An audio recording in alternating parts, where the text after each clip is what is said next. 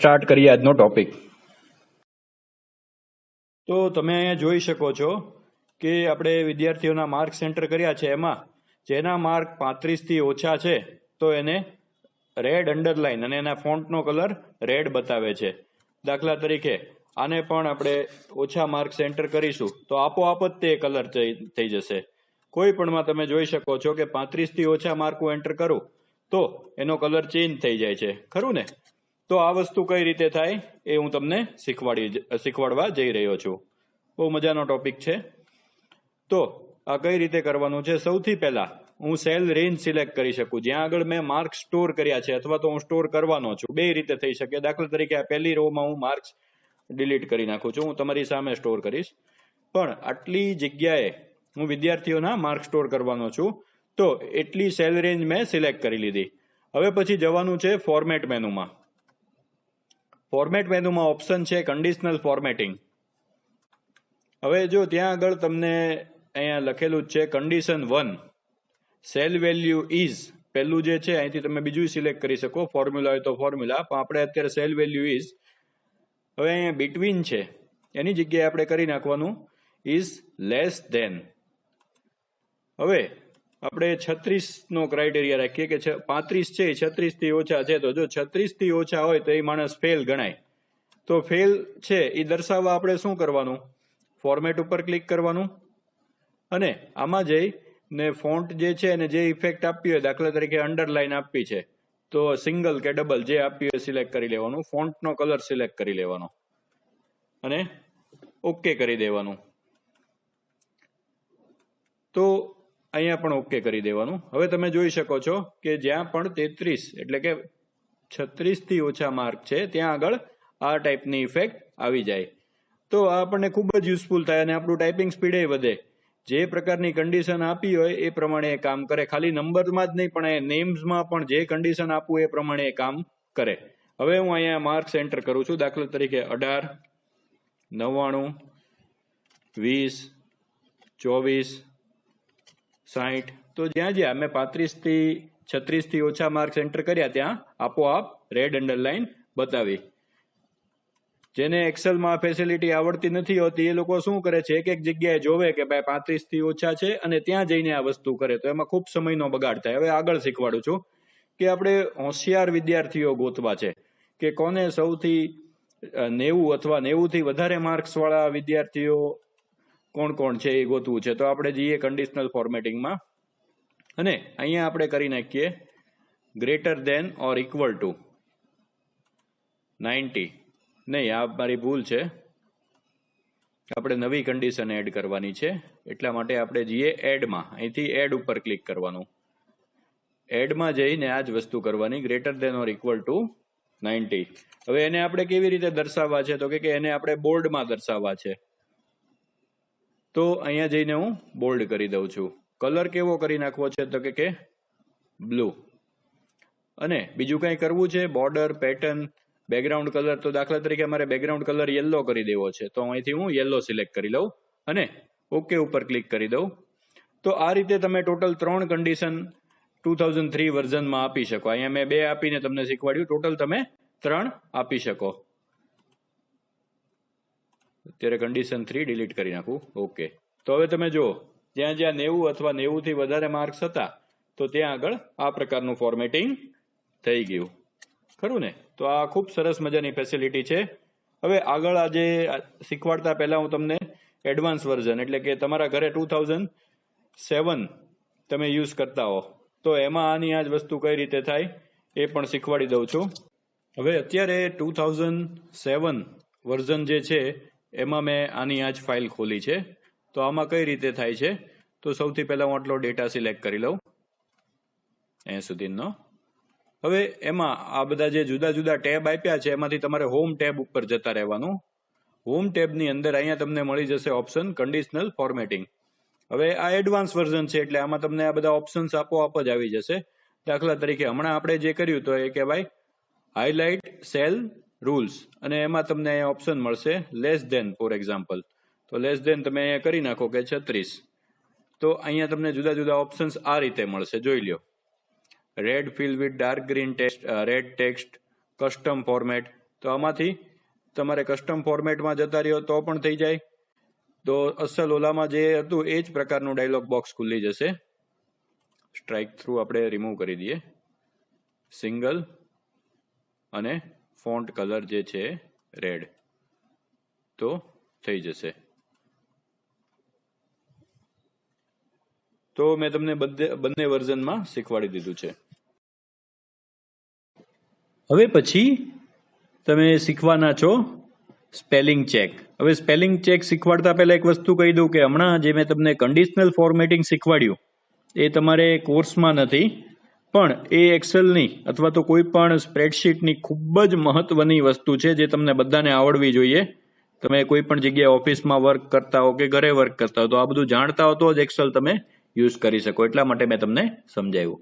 હવે આ સ્પેલિંગ ચેકની વાત કરું તો તમે બધા જ તે ધોરણ 9માં માઇક્રોસોફ્ટ વર્ડ ભણી ગયા છો.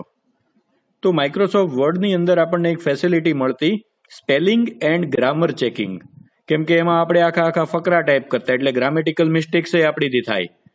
જ્યારે માઇક્રોસોફ્ટ એક્સેલની અંદર આપણને ફેસિલિટી મળે છે સ્પેલિંગ ચેક કરવા માટેની, ગ્રામેટિકલ માટેની નહીં.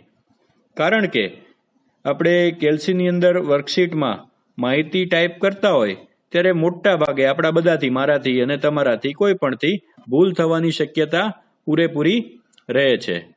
તો કેલ્સીની અંદર ફેસિલિટી છે જેની દ્વારા આપણે એ ભૂલ સ્પેલિંગ મિસ્ટેક શોધી શકીએ અને એને દૂર કરી શકીએ. હવે પછી તમારી ટેક્સ્ટબુકમાં એવું સમજાવ્યું છે કે જો તમે ટૂલબાર ઉપર સ્પેલિંગ ચેક બટન, કે એ બટન એવું છે કે જે ટોગલ બટન છે. ટોગલ બટન એટલે એના બે સ્ટેટ છે, ઓન અને ઓફ. તો એ ટોગલ બટન છે એને જો તમે ઓન રાખ્યું હશે તો ખોટી રીતે લખાયેલ શબ્દ જ્યાં જ્યાં હશે તેને રેડ અંડરલાઇન કરશે અને તમને બતાવશે. હવે આ માહિતી ટેક્સ્ટબુકમાં આપી છે એ સાવ ખોટી છે, આવું કંઈ થતું નથી. હવે આગળ તમારે કોઈ પણ સ્પેલિંગ મિસ્ટેક ગોતવી હોય તો તમારી પાસે બે ઓપ્શન્સ છે. એક પહેલું ઓપ્શન તો કે તમે ટૂલ્સ મેનુ ઉપર ક્લિક કરો અને જેવું તમે ટૂલ્સ મેનુ ઉપર ક્લિક કરશો, આ શબ્દ યાદ રાખજો, ટૂલ્સ મેનુ, આ તમારે MCQમાં પૂછાઈ શકે. તો ટૂલ્સ મેનુ ઉપર તમે જેવું ક્લિક કરો એટલે એમાં પહેલું જ ઓપ્શન આવી જાય સ્પેલિંગ ચેક ઓપ્શન. એના ઉપર તમે ક્લિક કરશો એટલે એક ડાયલોગ બોક્સ ખુલી જશે અને એની અંદર તમને ઘણા બધા ઓપ્શન આપ્યા હશે જે હું તમને પ્રેક્ટિકલી સરસ રીતે શીખવાડીશ. દરેક ઓપ્શન અને દરેક બટનનો મતલબ જે જાણવો ખૂબ જરૂરી છે. અને આવું બધું ન કરવું હોય તો ડાયરેક્ટ તમે ફંક્શન કી F7 છે એ દબાવો તો પણ આ ડાયલોગ બોક્સ ખુલી જાય. તો ચાલો હવે હું તમને પ્રેક્ટિકલી આ વસ્તુ કરીને સમજાવી દઉં. ચલો તો હવે હું તમને સ્પેલિંગ ચેક કઈ રીતે કરવા એક્સેલમાં એ સમજાવી દઉં. તો સૌ પ્રથમ તમારે કંટ્રોલ+ હોમ કી દબાવવાની, કંટ્રોલ કી અને હોમ કી, એટલે તમારું કર્સર જે છે એ સ્ટાર્ટિંગમાં આવી જશે, સેલ A1માં આવી ગયું અહીંયા. સારું, હવે બેમાંથી એક ઓપ્શન, ક્યાં તો ટૂલ્સ મેનુમાંથી સ્પેલિંગ ઉપર ચેક કરવાનું, ક્લિક કરવાનું, ક્યાં ફંક્શન કી F7 દબાવવાની. બંને તો એ સેમ જ વસ્તુ થાય. સાથે સાથે એ પણ કહી દઉં કે ટેક્સ્ટબુક વાળા એમ કહેતા હતા કે આની ઉપર આપણે ચેક માર્ક રાખ્યો હોય તો બધું રેડ કલરની અંડરલાઇનમાં બતાવે ને એવું કાંઈ થતું નથી. એ બધું એ લોકોના સપનામાં કદાચ થતું હોય તો આપણને બહુ ખ્યાલ નથી. હવે આપણે F7 દબાવું છું તો સ્પેલિંગ ડાયલોગ બોક્સ ખુલશે. આ ખાસ યાદ રાખવાનું, આમાં કયા કયા ઓપ્શન્સ છે, શું છે શું નહીં. MCQમાં આવું બધું પ્રેક્ટિકલમાંથી ઘણું બધું પૂછાતું હોય છે એટલા માટે. તો અહીંયા સૌથી પહેલો ઓપ્શન આવે છે કે તમે અહીંયા સ્પેલિંગ મિસ્ટેક કરી છે, ક્યાં આગળ, સિરિયલ નંબરમાં. પણ મારી દ્રષ્ટિ, અને સાથે સાથે અહીંયા સજેશન આપે છે કે આમાંથી કોઈ પણ સાચો ઓપ્શન તમને લાગે છે. તો મારી દ્રષ્ટિએ મેં જે અહીંયા SR નંબર ટાઈપ કર્યું છે એ બરોબર છે, મારે આમાં કશું જ સુધારવાની જરૂર નથી. તો સૌથી પહેલો ઓપ્શન જે છે ઇગ્નોર વન્સ છે. ઇગ્નોર વન્સનો અર્થ શું છે, હું અહીંયા ક્લિક કરી દઉં ને તો એ સ્પેલિંગ મિસ્ટેક નહીં બતાવે મને અહીંયા આગળ, પણ ફરીવાર કોઈ પણ જગ્યાએ મેં SR નંબર લખ્યું હશે તો એ સ્પેલિંગ મિસ્ટેક બતાવશે. અને ઇગ્નોર ઓલ ઉપર ક્લિક કરી દઉં તો જ્યાં જ્યાં પણ મેં આ જ રીતે SR નંબર લખ્યું હશે ત્યાં બધે સ્પેલિંગ મિસ્ટેક નહીં બતાવે. તો અત્યારે હું ઇગ્નોર વન્સ કરું છું. આ બેનો અર્થ તમને સમજાઈ ગયો હશે. હવે સબ્જેક્ટ, તો સબ્જેક્ટમાં જો મેં અહીંયા મિસ્ટેક કરી છે અને નીચે સાચો શબ્દ છે તો હવે તમને આ બટનનો મતલબ સમજાવી દઉં, ચેન્જ. તો અહીંયા ચેન્જ ઉપર ક્લિક કરું તો અહીંયા તો એ સ્પેલિંગ મિસ્ટેક સુધરી જશે. સુધરી ગઈ. અને ચેન્જ ઓલ ઉપર ક્લિક કર્યું હોત ને તો મેં જ્યાં પણ બીજે ઠેકાણે આ વર્કશીટમાં ભૂલ કરી હોત ત્યાં બધે આપોઆપ સુધરી જાત ચેન્જ ઓલથી. હવે આવે છે શબ્દ કલર્સ. હવે આ લોકોની જે ડિક્શનરી છે માઇક્રોસોફ્ટની એ પ્રમાણે કલર્સનો સ્પેલિંગ COLORS થાય છે અને આપણે એને COLOURS લખીએ છીએ. તો આપણે પણ સાચા જ છીએ. તો એની માટે તમારે યુઝ કરવાનું એડ ટુ ડિક્શનરી. હવે અમુક એવા શબ્દો છે કે જે તમારું સિટીનું નામ છે કે તમારું પોતાનું નામ છે, તો એ બધા શબ્દ જે છે એ ડિક્શનરીમાં એડ કરાવી દેવાના. એટલે કોઈ પણ વર્કશીટમાં તમે કામ કરો ત્યારે સ્પેલિંગ મિસ્ટેક ન બતાવે. બાકી આપણી જ્યાં ભૂલ હોય, દાખલા તરીકે ગુજરાત, તો ત્યાં આગળ આ રીતે ચેન્જ કરતા જવાનું. એલિમેન્ટરીમાં મારી ભૂલ છે અને આ ભૂલ બધી મેં જાતે કરીને કરી છે તમને આ વસ્તુ શીખવાડવા માટે. એક્ઝામ્સ આ બધા શબ્દોમાં ભૂલ હતી. હવે જેટલી ભૂલ હોય આ વર્કશીટમાં એ બધી ગોતવાની પૂરી થઈ જાય ત્યારે આ રીતનું આપણને મેસેજ આવી જાય કે the spelling check is complete for the entire sheet. એટલે ઓકે કરી દેવાનું. તો આ હતું સ્પેલ અથવા તો સ્પેલિંગ ચેક. હવે પછીનો ટોપિક છે ફાઇન્ડ એન્ડ રિપ્લેસ. કે આપણે તો એક્સેલ વર્કશીટ ખૂબ મોટી છે, તમને ખ્યાલ છે. હવે એની અંદર તો તમે કેટલો બધો ડેટા ટાઈપ કર્યો હોય. હવે એમાંથી તમારે કોઈ પણ શબ્દ જો શોધવો હોય તો તમે એમને ઉપર નીચે કર્યા કરો સ્ક્રોલિંગ, તો એ શોધવો ખૂબ જ અઘરો પડે. તો એની માટે આપણને ફાઇન્ડ ઓપ્શન આપવામાં આવ્યું છે.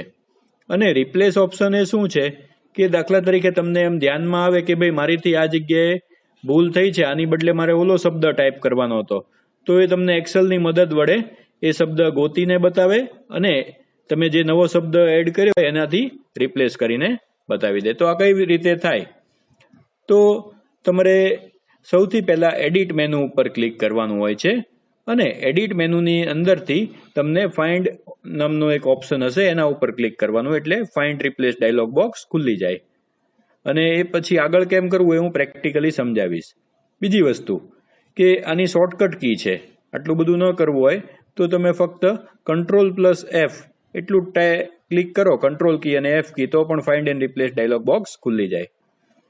હવે વસ્તુ છે કે આપણે ફાઇન્ડ કરવાનું શીખ્યા, પણ આપણે કોઈ પણ શબ્દને બીજા શબ્દથી અદલા બદલી કરવો હોય તો એની માટે શું કરવાનું? તો પહેલું ઓપ્શન છે એડિટ મેનુ ઉપર ક્લિક કરવાનું. એમાંથી આપણે ફાઇન્ડ ઓપ્શન ઉપર ક્લિક કરવાનું એટલે ફાઇન્ડ અને એડિટ ડાયલોગ બોક્સ ખુલ્લી જશે. એમાંથી find and replace dialog box ખુલ્લી જશે.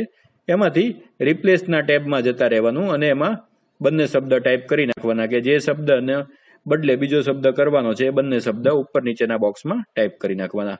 અથવા તો Ctrl+H નામની કી દબાવવાની.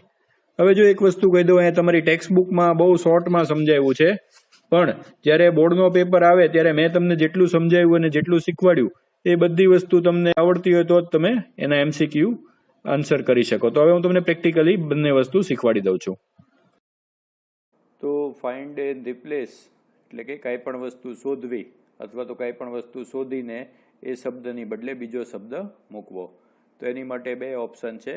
ક્યાં તો આપણે Ctrl+F દબાવી શકીએ, કંટ્રોલ કી અને F કી, અથવા તો આપણે એડિટ મેનુ ઉપર ક્લિક કરીને ફાઇન્ડ રિપ્લેસમાં જઈ શકીએ. સૌથી પહેલાં આપણે A1 નંબરના સેલમાં આવી જવાનું.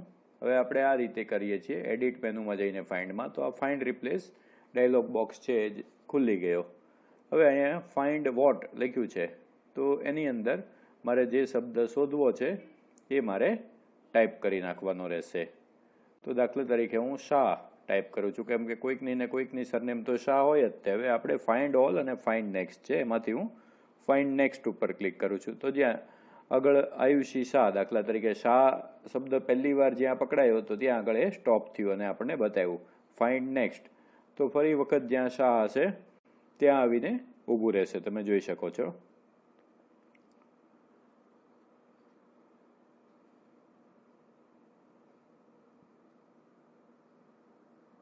ભાર્ગવ શાહ, ચારમી શાહ, એવી રીતે. અને ફક્ત આ જ વર્કશીટમાં નહીં પણ બીજી વર્કશીટમાં પણ જો શાહ સરનેમ આવતી હશે તો એમાંથી પણ આપણને આ શોધીને બતાવશે. આ કોઈ પણ બુકમાં આપ્યું નથી.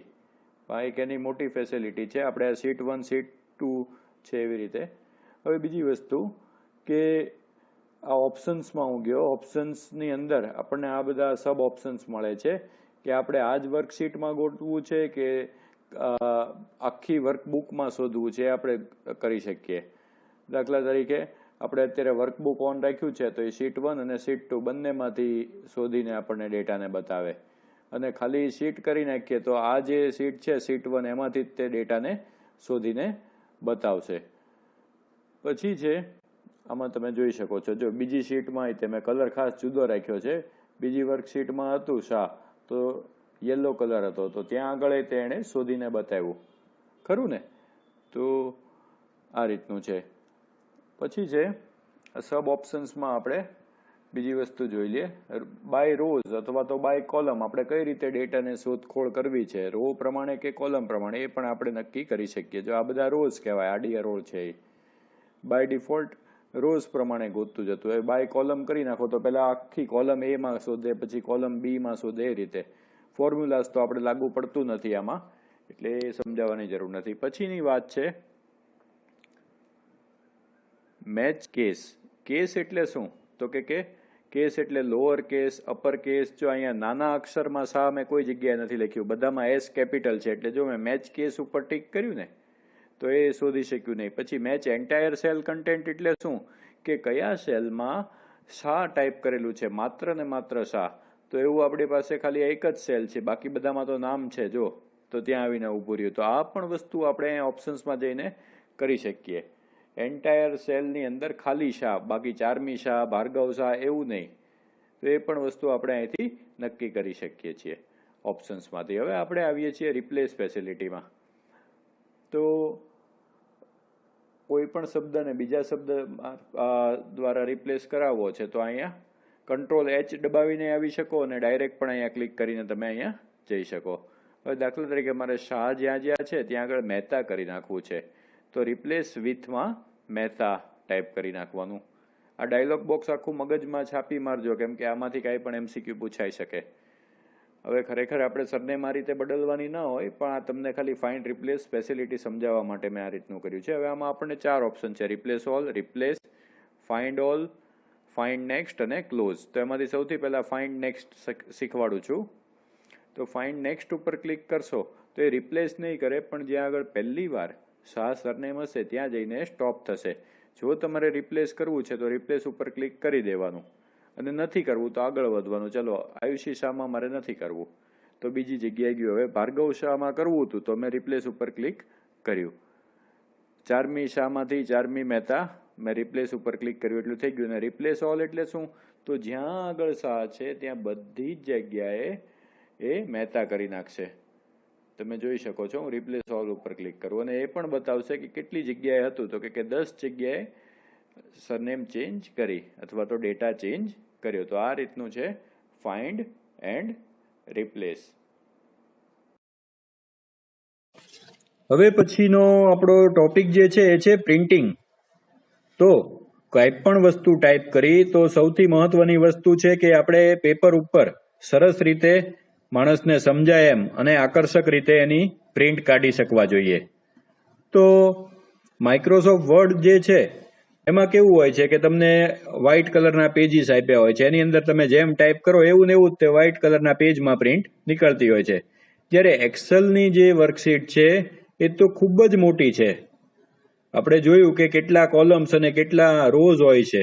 દાખલા તરીકે આમાં 256 કોલમ અને 65,65536 65,365 આની અંદર રોઝ હોય છે. તો આટલા બધા સેલ્સનો સમૂહ હોય છે.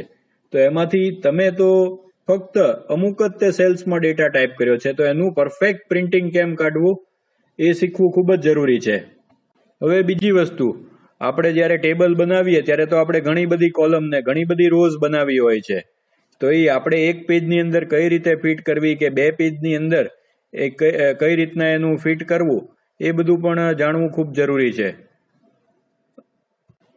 અને આપણે આવડી મોટી વર્કશીટની પ્રિન્ટ નથી કાઢવાની, એવડો મોટો આપણી આગળ પેપર ન હોય. આપણે તો જે ડેટા ટાઈપ કર્યો એટલાની જ તે પ્રિન્ટ કાઢવાની હોય છે. તો સૌથી પહેલું એ જરૂરી છે કે આપણે પ્રિન્ટ પ્રિવ્યુ જોઈ લઈએ કે પેપર ઉપર પ્રિન્ટ થશે ત્યારે કેવી રીતનું લાગશે. એ પહેલી વસ્તુ કરવાની છે. હવે આ બધું જ તે હું તમને પ્રેક્ટિકલી ખૂબ સરસ રીતે સમજાવી દઉં છું, જેથી કરીને તમારે કોઈ જ જાતનો ડાઉટ રહે નહીં. તો હવે હું તમને પ્રિન્ટિંગ વિશેની માહિતી આપી દઉં.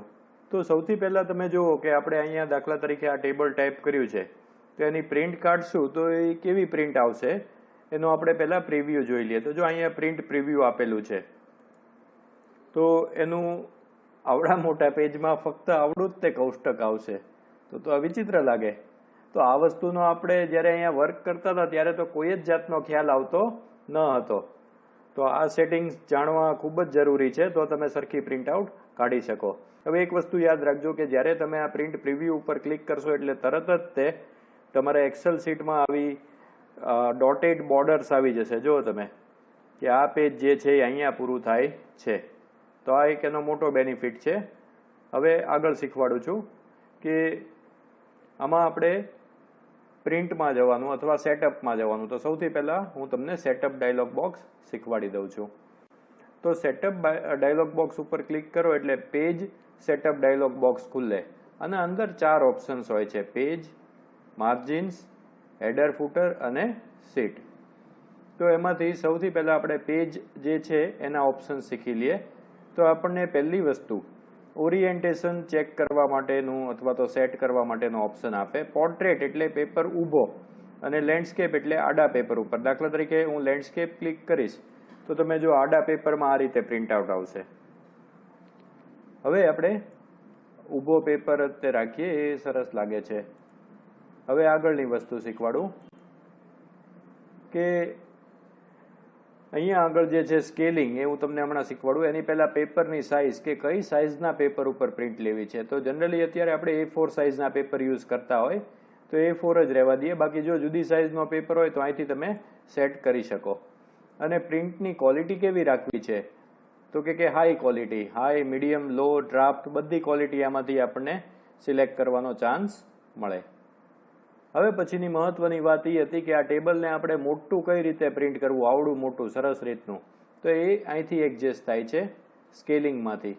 કે દાખલા તરીકે 100 છે એની બદલે હું એને કરી દઉં 200 અને 210 અને ઓકે કરું તો જો સરસ મજાનું ટેબલ ડિસ્પ્લે થયું અને પ્રિન્ટિંગમાં પણ આટલું જ વ્યવસ્થિત આવશે. હવે બીજી વસ્તુ કે આપણે આની ફરતા જે બધા માર્જિન્સ છે એ કઈ રીતે સેટ થાય. તો ક્યાં આપણે સેટઅપમાં જવાનું અને માર્જિન્સમાં જતા રહેવાનું. આ માર્જિન ટેબ છે. તો અહીંથી આપણને પૂછે કે બાય ડિફોલ્ટ ટોપ તો કે 2.5 સેન્ટીમીટર છૂટ છે, બોટમમાં 2.5 સેન્ટીમીટર છૂટ છે અને લેફ્ટ અને રાઈટમાં આટલી જગ્યા છૂટ છે. હવે એક અહીંયા લખ્યું છે હેડર અને ફૂટર, કે હેડર માટેની જગ્યા 1.3 અને ફૂટર માટેની જગ્યા 1.3. તો એ હું અત્યારે તમને નથી સમજાવતો. હેડર ફૂટરનો ટોપિક આવે ત્યારે હું તમને સમજાવીશ, અત્યારે નહીં. અને આ હેડર ફૂટર પણ એ ટોપિક વખતે જ તમને સમજાવી આપીશું. તો સૌથી પહેલા આ માર્જિન ટેબ તમે શીખી ગયા. હવે બીજી વસ્તુ કે અહીંયા એક માર્જિન નામનું બટન આપ્યું છે. હવે એના ઉપર ક્લિક કરવાથી શું થાય તમે જોજો તો ડોટેડ લાઈન આવી ગઈ. કે ઓલા પણ આપણે માર્જિન ટેબમાં વેલ્યુ ટાઈપ કરવી પડતી કે 2.5 ને જે કાંઈ હોય તે. તો આમાં તમે ડાયરેક્ટ ડ્રેગ કરીને માર્જિન સેટ કરી શકો. દાખલા તરીકે મારે અહીંયા વધારે જગ્યા છોડવી છે તો હું માર્જિનને ડ્રેગ કરી ને વધારે જગ્યા છોડી શકું છું. તમે જુઓ. પછી આ હેડર ફૂટરની જગ્યા કાઢી નાખવી છે તો હું અહીંથી એને સિલેક્ટ કરીને આ રીતે એની સ્પેસ રિમૂવ કરી નાખું. પછી કોલમની પહોળાઈ વધઘટ કરવી છે તો એ પણ જો તમે અહીંથી કરી શકો. તો એ માર્જિન નામના બટનથી આ બધી વસ્તુ થઈ શકે છે. હવે પછીની વાત છે પ્રિન્ટ. અહીંયા આપણે સેટઅપ જોઈ લીધું, માર્જિન્સ જોઈ લીધું. હવે આપણે પ્રિન્ટમાં જતા રહીએ. તો તમારે જ્યારે એકચ્યુઅલ બધું જ તે સેટિંગ પૂરું થઈ જાય પછી પ્રિન્ટ કાઢવી હોય તો તમે કઈ રીતે કાઢી શકો. તો અહીંથી સૌથી પહેલાં તમે જે કાંઈ પ્રિન્ટર ઇન્સ્ટોલ કર્યા હોય એમાંથી કયા પ્રિન્ટર, દાખલા તરીકે મેં 2 પ્રિન્ટર છે મારા ઘરે, કેનોનનું છે અને HP-નું છે. તો મારે કયા પ્રિન્ટર મારફત પ્રિન્ટ કાઢવી છે એ હું અહીંથી સિલેક્ટ કરી શકું.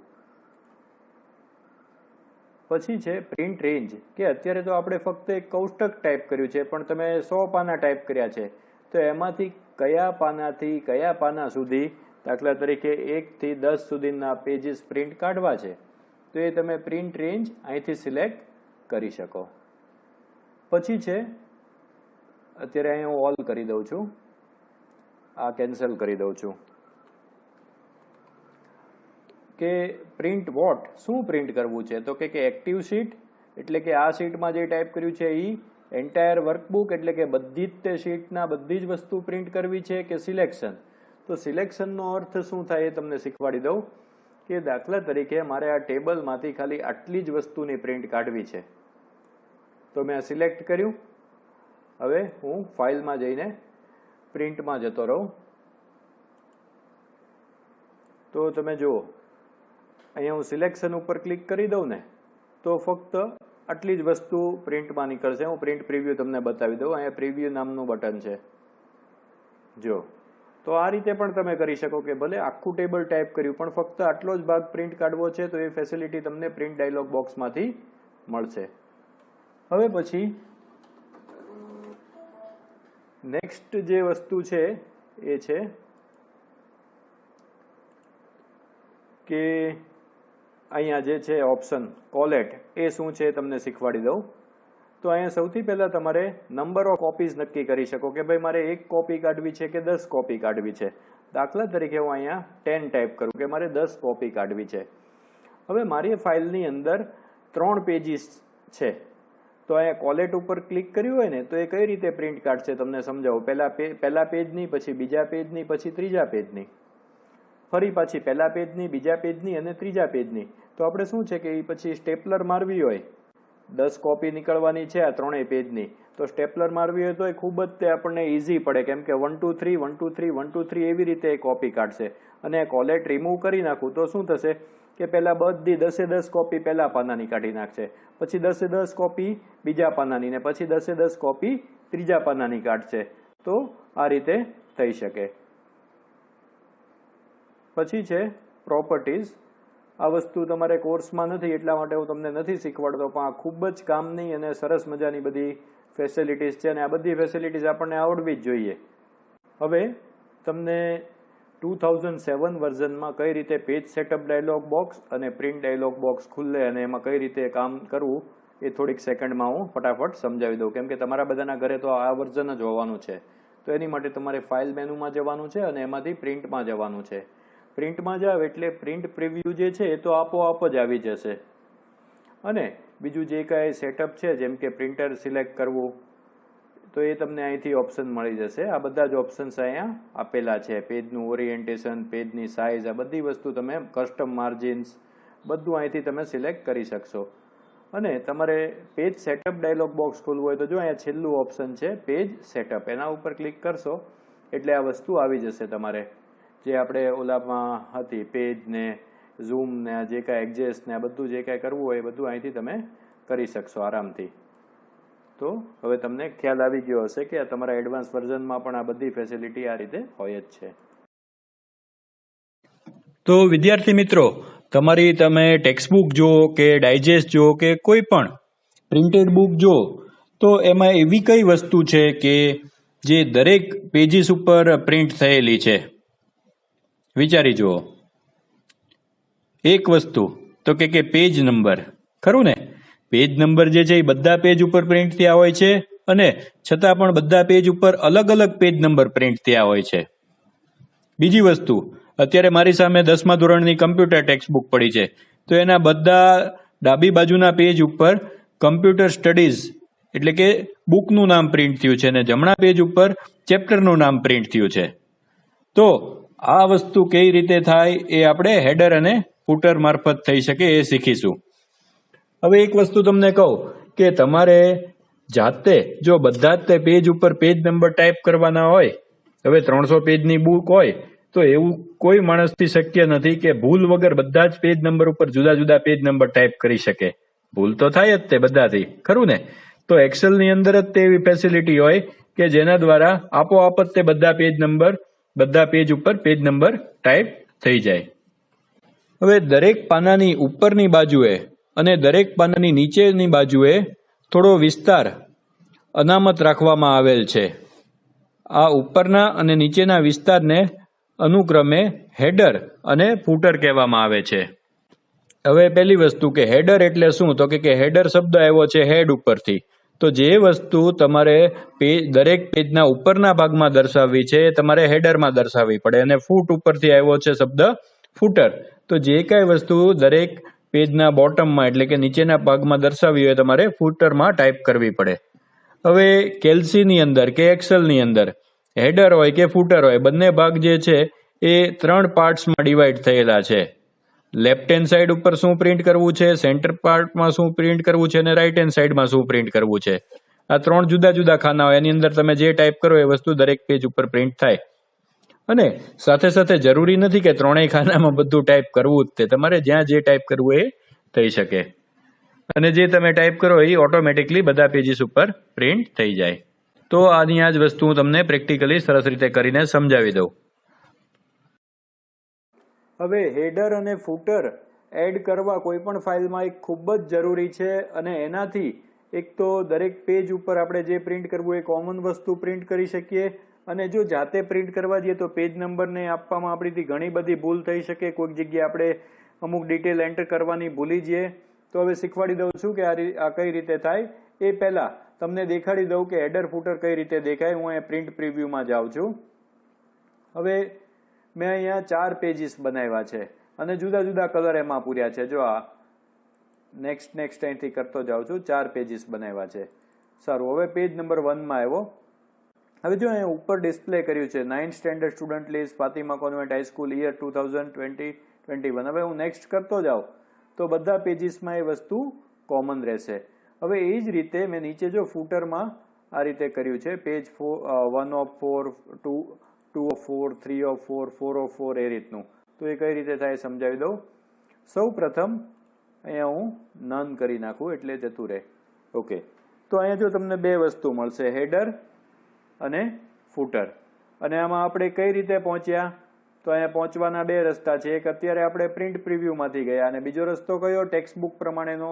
એડિટ મેનુ ઉપર ક્લિક કરો અને એમાંથી વ્યૂ મેનુ ઉપર ક્લિક કરો અને એમાંથી હેડર ફૂટરમાં જતા રહ્યો.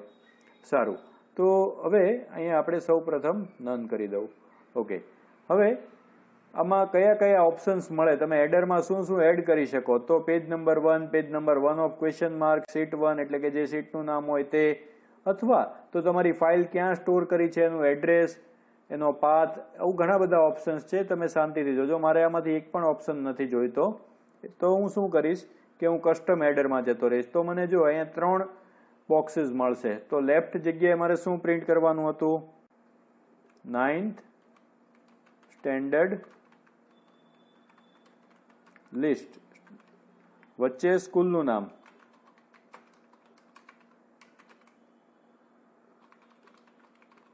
અને આ બાજુ યર 2021. તો મારું હેડર તૈયાર થઈ ગયું છે. અને હવે પેજ ફૂટરમાં તો આ તે મને ગમે છે, page 1 of question mark. Okay, તો હવે આપણે પ્રિન્ટ પ્રિવ્યુમાં જઈને જોઈ લઈએ. તો આ રીતનું હેડર અને ફૂટર ઇન્સર્ટ થઈ ગયું છે. અને આ જો પેજ નંબર ખાલી 1 એ તે તમે લઈ શકો, અને 1 ક્વેશ્ચન માર્ક ઓફ 4 લઈ શકો. તો એનો અર્થ શું થાય, એનીથી ફાયદો એ થાય કે માણસને ખબર પડે કે અત્યારે કેટલામાં નંબરમાં છે ડોક્યુમેન્ટના, અને ડોક્યુમેન્ટમાં ટોટલ કેટલા પેજીસ છે એનો પણ આઈડિયા આવે. હવે બીજી વસ્તુ, આ હું ક્લોઝ કરી દઉં છું પ્રિન્ટ પ્રિવ્યુ. હવે પેજ નંબર કે હેડર ફૂટરની કોઈ પણ વસ્તુ તમારી જો એક્સેલની ફાઇલને ડિસ્ટર્બ કરતી નથી. આમાં કોઈ જ વસ્તુ તમને દેખાતી નથી જ્યારે ફાઇલ ખોલો તો, પણ પ્રિન્ટ કાઢો ત્યારે જ એ વસ્તુ આવે છે. તો આ હતું હેડર અને ફૂટર. હવે આ ચેપ્ટરનો લાસ્ટ ટોપિક જે છે એ છે ગેટિંગ હેલ્પ, અથવા તો મદદ મેળવવી. તો આપણને આ પ્રોગ્રામ યુઝ કરતા હોય અને કાંઈ પણ વસ્તુ ન સમજાય અને બાજુમાં આપણા સર ન હોય, તો આપણને એ પ્રોગ્રામ કઈ રીતે મદદ કરી શકે, તો એની માટે હેલ્પ ઓપ્શન છે. તો કેલ્સીની અંદર જ તે વિવિધ કાર્યો અને શબ્દોને લગતી મદદ મેળવવા માટેની માર્ગદર્શિકા એટલે કે મેન્યુઅલ સમાયેલી હોય છે.